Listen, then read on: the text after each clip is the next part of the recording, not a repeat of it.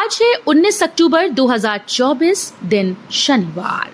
Welcome back सुप्रभात news Chhattisgarh. चलिए देखते हैं छत्तीसगढ़ की 25 फटाफट बड़ी खबरों को।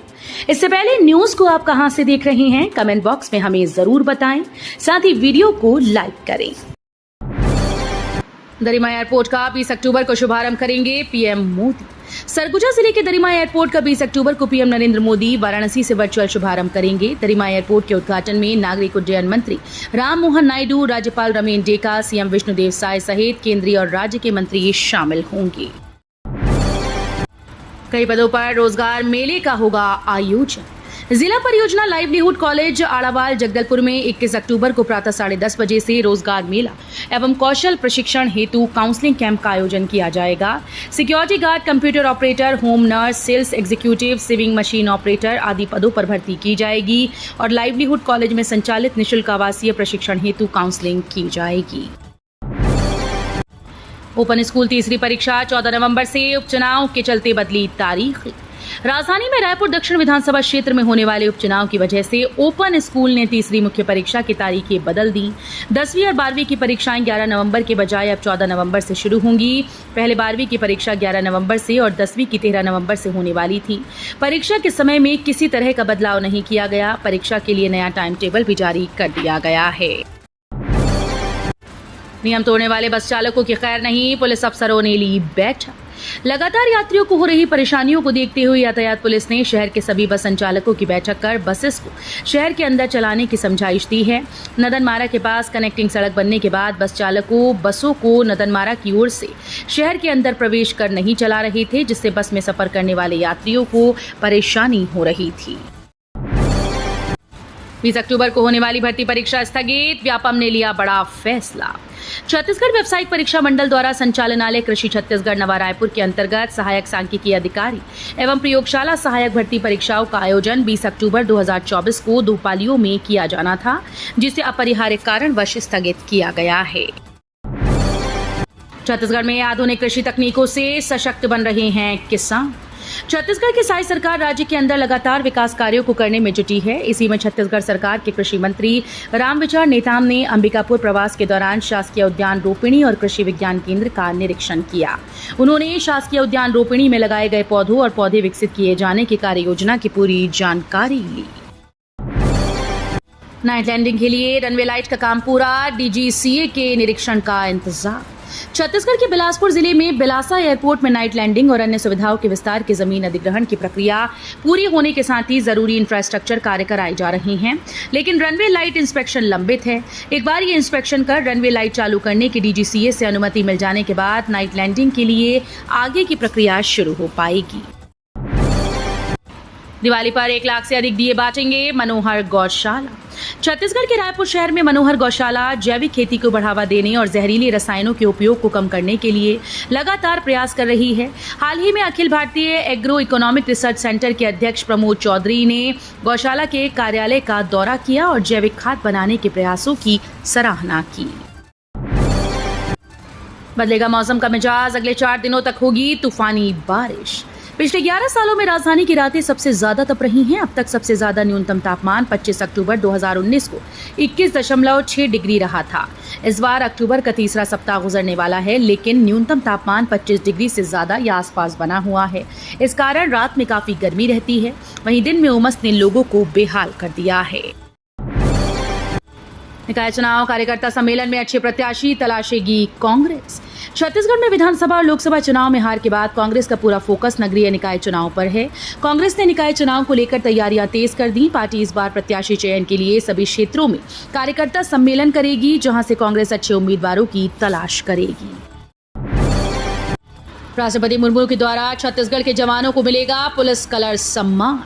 छत्तीसगढ़ के मुख्यमंत्री विष्णुदेव साय ने गृह मंत्रालय भारत सरकार के द्वारा छत्तीसगढ़ पुलिस को भारत के राष्ट्रपति द्रौपदी मुर्मू द्वारा पुलिस कलर्स प्रदान किए जाने की स्वीकृति पर हर्ष व्यक्त किया। सीएम ने राष्ट्रपति द्रौपदी मुर्मू को धन्यवाद ज्ञापित किया। सीएम ने कहा कि ये सम्मान छत्तीसगढ़ पुलिस की माओवाद, कानून व्यवस्था और आंतरिक सुरक्षा के क्षेत्र में अद्वितीय सेवा और शौर्य का प्रतीक है। कवर्धा लोहारी डी मामले को लेकर 21 अक्टूबर को बड़ा प्रदर्शन करेगी कांग्रेस। छत्तीसगढ़ में हसदेव में पेड़ों की कटाई को लेकर प्रदेश की सियासत गर्मा गई है। वहीं इस मामले में पीसीसी चीफ दीपक बैज ने कहा कि ये सरकार का दोहरा चरित्र है। एक तरफ मां के नाम पर एक पेड़ लगवाओ और बाप के नाम पर लाखों पेड़ कटवा लो। बैज ने कहा कि कवर्धा लोहारी डी मामले को लेकर कांग्रेस 21 अक्टूबर को बड़ा प्रदर्शन करेगी। प्रशिक्षण अधिकारियों, छात्रावास अधीक्षक अधीक्षिका की भर्ती के लिए दस्तावेज सत्यापन 21 से 24 अक्टूबर तक। छत्तीसगढ़ की शासकीय औद्योगिक प्रशिक्षण संस्थाओं में तृतीय श्रेणी के प्रशिक्षण अधिकारियों, छात्रावास अधीक्षक और छात्रावास अधीक्षिका की भर्ती के लिए अगले चरण का दस्तावेज सत्यापन 21 से 24 अक्टूबर तक किया जाएगा। दस्तावेज सत्यापन शासकीय औद्योगिक प्रशिक्षण संस्था सड्डू रायपुर में होगा। अभ्यर्थी दस्तावेज सत्यापन उपरांत अगले दिन दोपहर 12 बजे तक दस्तावेज सत्यापन स्थल पर पंजीयन प्रभारी के पास अपना दावा और आपत्ति प्रस्तुत कर सकते हैं। उड़ीसा कांग्रेस के विवाद सुलझाएंगे डॉक्टर महंत, आलाकमान ने सौंपी जिम्मेदारी।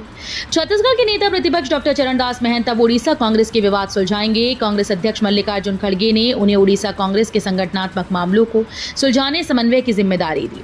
डॉक्टर महंत उड़ीसा कांग्रेस की लीडरशिप और उससे जुड़े मसलों की रिपोर्ट तैयार करेंगे। पार्टी की ओर से मिली जिम्मेदारी को लेकर महंत ने आभार जताया। बिलासपुर को 5 साल में नहीं मिला वैकल्पिक मार्ग, हाईकोर्ट रोड पर बढ़ा यातायात का दबाव। बिलासपुर में लगातार ट्रैफिक का दबाव बढ़ता जा रहा है, जिससे आए दिन सड़क पर जाम की स्थिति बन जाती है। हाईकोर्ट रोड पर यातायात व्यवस्था सुधारने और लोगों को वैकल्पिक मार्ग की सुविधा उपलब्ध कराने की योजना बनाई गई, लेकिन बजट में शामिल इस प्रस्ताव को अब तक स्वीकृति नहीं मिल पाई, जिसके चलते काम शुरू नहीं हो सका।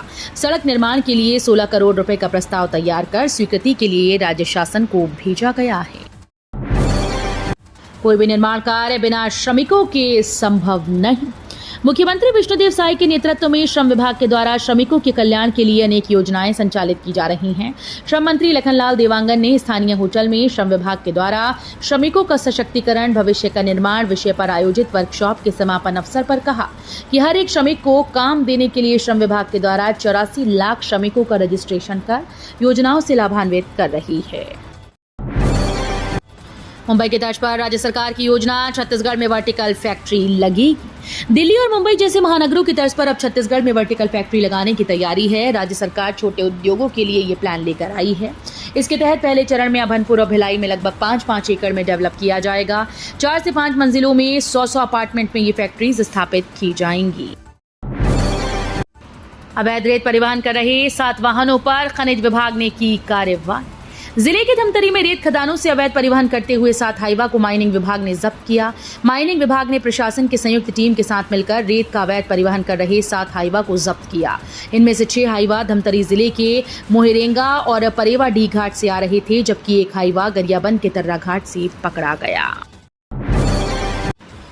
नगरपालिका और त्रिस्तरीय पंचायत निर्वाचन की प्रक्रिया शुरू। रायपुर जिले के नगर पालिका और त्रिस्तरीय पंचायत निर्वाचन की प्रक्रिया शुरू हो गई। आम चुनाव को लेकर जिला निर्वाचन अधिकारी डॉक्टर गौरव सिंह ने महत्वपूर्ण जानकारी साझा की है। उन्होंने बताया कि मतदाता सूची का अंतिम प्रकाशन 22 नवंबर 2024 को किया जाएगा। इसके लिए प्रारंभिक प्रकाशन का कार्य रजिस्ट्रीकरण अधिकारी के कार्यालय, मुख्य पालिका कार्यालय और निर्धारित वार्ड और ग्राम पंचायतों में चल रहा है। श्री राम मंदिर भूमि खरीद बिक्री मामले में कांग्रेस का धरना शुरू। बेमेतरा जिले के ग्राम मजगांव स्थित श्री राम मंदिर भूमि खरीद बिक्री मामले को लेकर कांग्रेसियों का अनिश्चितकालीन धरना प्रदर्शन शुरू हो गया। इस मामले में बीते दिनों कांग्रेस कार्यकर्ताओं ने भाजपा नेताओं का पुतला दहन किया था। बेमेतरा के पूर्व विधायक आशीष छाबड़ा ने बताया कि श्री राम मंदिर ग्राम मजगांव की भूमि को भाजपा नेता व सांसद प्रतिनिधि के द्वारा खरीदी व बिक्री किए जाने के खिलाफ अनिश्चितकालीन धरना प्रदर्शन शुरू किया है। 1 सप्ताह में चावल जमा नहीं हुआ तो 31 राइस मिलर्स की बैंक गारंटी होगी राजसा। छत्तीसगढ़ के कवर्धा जिले के कई मिलर्स बेहद लापरवाह हो चुके हैं, जिस पर प्रशासनिक नियंत्रण भी नहीं। इसके चलते ही तो धान के उठाव के बाद पूर्ण रूप से मिलर्स के द्वारा चावल नहीं जमा किया गया। कलेक्टर ने ऐसे लापरवाह 31 राइस मिलर्स की बैंक गारंटी राजसात करने और राइस मिल को ब्लैक लिस्टेड करने के निर्देश दिए। किसानों को धान का पैसा किश्त में मिलेगा या फिर एक मुश्त।